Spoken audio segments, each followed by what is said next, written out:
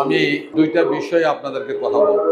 একটা হলো ইসলামী রাজনীতি কোরআনে কতটুকু এলাউ করে, আর একটা হলো বর্তমান রাজনীতি। সূরা নাহালের 90 নম্বর আয়াতে আল্লাহ বলছেন, ইন্নাল্লাহা ইয়া'মুরু বিল আদলি ওয়াল ইহসান ওয়া ইতা'i যিল কুরবা ওয়া ইয়ানহা আনিল ফাহশাই ওয়াল মুনকার ওয়াল বাগই ইয়া'iযুকুম লা'আল্লাকুম তাযাক্কারুন।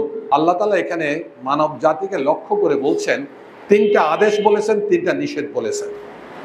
আদেশ তিনটা হলো, তোমরা মানুষের সাথে ইহসান করো, তোমরা মানুষের সাথে ন্যায় পরায়ণতা অবলম্বন করো। দ্বিতীয় বলছে মানুষের সাথে সৎ আচরণ করো। তৃতীয় বলছে তোমরা মানুষের সাথে তোমাদের আত্মীয় স্বজনের হক আদায় করো। আর তিনটা নিষেধ কি বলছে? ওয়াল ফাহিশাই, সমাজের যত ফাহিশা, নির্লজ্জতা, অশ্লীলতা আছে তার থেকে দূরে থাকো। ওয়াল মুনকার, পাপ থেকে দূরে থাকো। ওয়াল বাগি, সমাজের সকল সন্ত্রাসী কার্যকলাপ থেকে দূরে থাকো।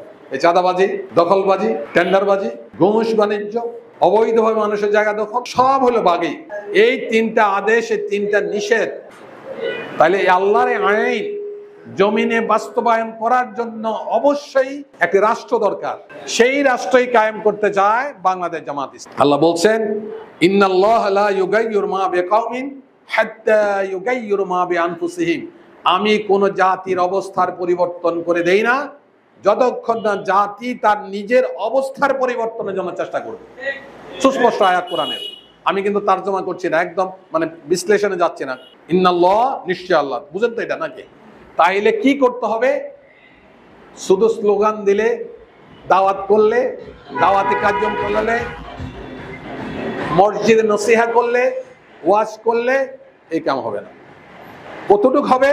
মানুষের দিলের ভিতরে মহব্বত জাগ্রত হবে নসিহার মাধ্যমে, কিন্তু মানুষ ঝাঁপায়া পড়ার জাগ্রত হবে না। সব বাদ দেন, শুধুমাত্র আরব বিশ্বের সৌদি আরব থেকে শুরু করে যদি কমান্ড ভয়েস পেশ করতো যে আমরা আমাদের সকল শক্তি নিয়ে আমরা গাজায় যাব, কয় লক্ষ ইহুদি আপনি চিন্তা করতে পারেন? এত বছর টিকে থাকার কথা না। হয়তো আপনারা আমাদের বলবেন আমেরিকা আছে, থাকুক আমেরিকা পাশে, সারা দুনিয়ার রিসোর্স আছে মুসলমানদের হাতে। বলুক না সৌদি আরব যে তোমাদের তেল বন্ধ করে দেবো। সাহস নেই, ইমানের কুওয়াত নাই। সুতরাং আমি আপনাদের প্রতি অনুরোধ রাখবো,